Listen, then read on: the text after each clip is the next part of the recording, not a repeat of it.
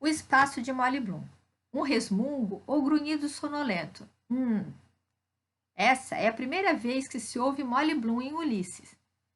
Ela está na cama de manhã e responde a Leopold Bloom, seu marido, que lhe pergunta se ela quer algo da rua. Não, ela não quer nada da rua, nem do mercadinho, nem da banca de jornal. Molly começa com uma espécie de não, embora tenha ficado conhecida como a personagem do sim. Teria ela, com o tempo, aceitado tudo? Um pouco antes, na cozinha, a gata, esfregando-se na perna da mesa, se dirige a Leopold com um miau, de modo que tanto Molly quanto a gata parecem falar a mesma língua. Cabe ainda destacar que, na primeira vez em que a gata resmunga, lê-se que ela mia em resposta. Nos resmungos seguintes, verbos como miar são deixados de lado e passa-se a empregar verbos como gritar, gemer, chorar ou choramingar ou mesmo dizer. Esses verbos são usados também para seres humanos.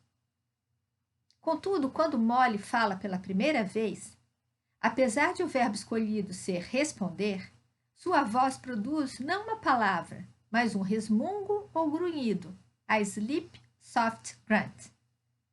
Vale lembrar que grunt pode ser um som emitido por uma pessoa ou por um animal, como por exemplo o porco. Talvez para o narrador, Molly e a gata estejam na história em pé de igualdade. Seriam animais privados de linguagem, e por isso Leopold falaria por elas.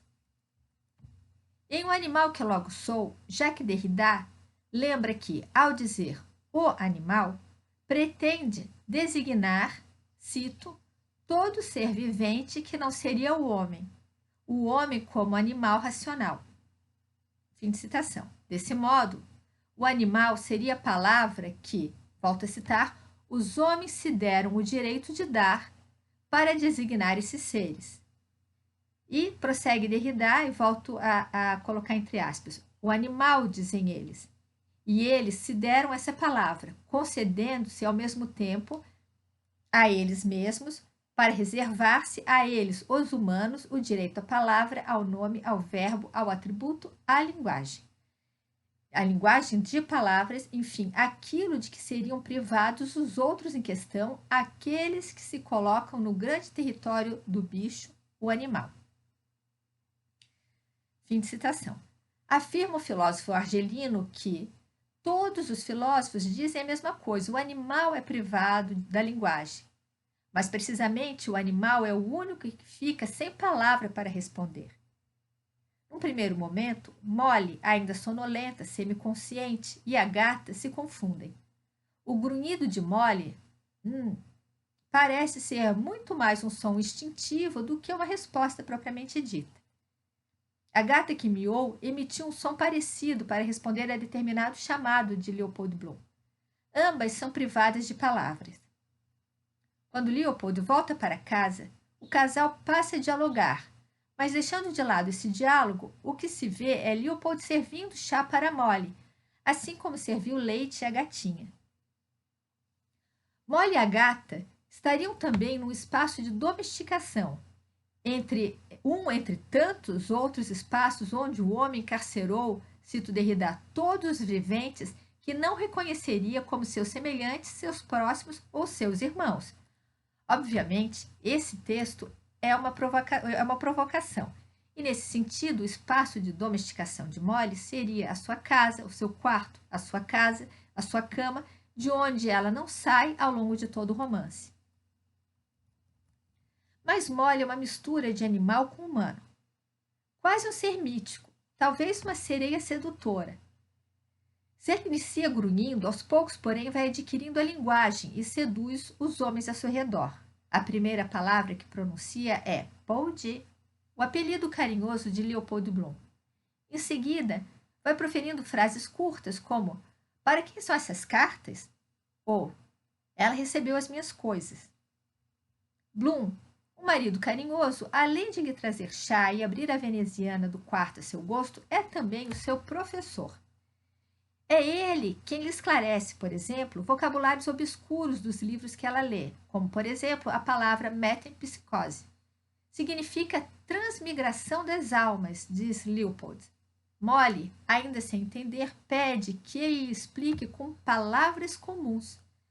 O marido prossegue. Cito. Eles costumavam acreditar que a gente podia ser transformado num animal ou numa árvore, por exemplo. O que eles chamavam de ninfas, por exemplo. Molly seria uma ninfa? Leopold parece também não acreditar muito nos dotes intelectuais e artísticos da sua mulher. Duvida, por exemplo, que ela saiba pronunciar bem a palavra italiana voglio e não vorrei. Me pergunto se ela pronuncia isso direito, voglio. Haveria aqui uma referência à ópera Don Giovanni, de Wolfgang Amadeus Mozart. Isto é, há uma frase dita por Zerlina, vorrei e não vorrei, há um dueto com Don Giovanni, um nobre sedutor, que tenta se interpor entre ela e seu noivo Mazetto. Nesse diálogo, Don Giovanni a convida para partir com ela e ela hesita, quer e não quer. Leopold Bloom desconfia que Molly tem um amante, o jovem Blazes Boylan, seu empresário, mas parece permitir a ela esse prazer, essa distração. Molly seria uma ninfa e Boylan um sátiro. Os sátiros costumam ter relações sexuais com as ninfas. Ao tolerar esse caso extraconjugal e a carreira como cantora, não estaria Leopold manipulando Molly, mantendo-a em casa sem necessidade de ir embora para se realizar como mulher profissional e emocionalmente?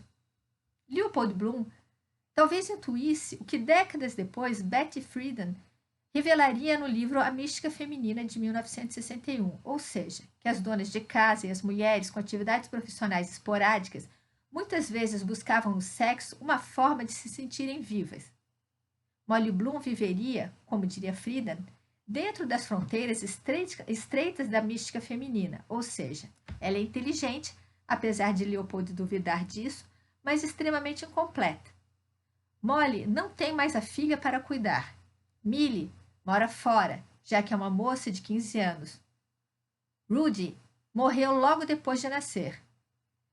E ela também não tem profissão em que se possa fazer uma carreira. Segundo Friedan, o sexo é a única fronteira aberta para mulheres que sempre viveram confinadas pela mística feminina. Décadas antes, Nora, mulher do advogado Thorvald Helmer, personagem da peça Casa de Bonecas, de 1879, de Henrik Ibsen, grande mestre do escritor irlandês, abandonar o lar. Quando o marido lhe diz que, cito, não há ninguém que sacrifica sua honra pelo ente que ama, Nora responde, cito, milhares de mulheres têm feito isso. Bom, estaria Joyce atento a esse fato quando escreveu Ulisses, razão pela qual sacrificou a honra de seu protagonista para que pudesse manter a sua esposa em casa? Molly segue em seu espaço de domesticação, na sua casa, na sua cama. Nesse sentido, lembra a personagem de A Obscena Senhora D., de Hilda Hilst, presa no vão da escada de sua casa.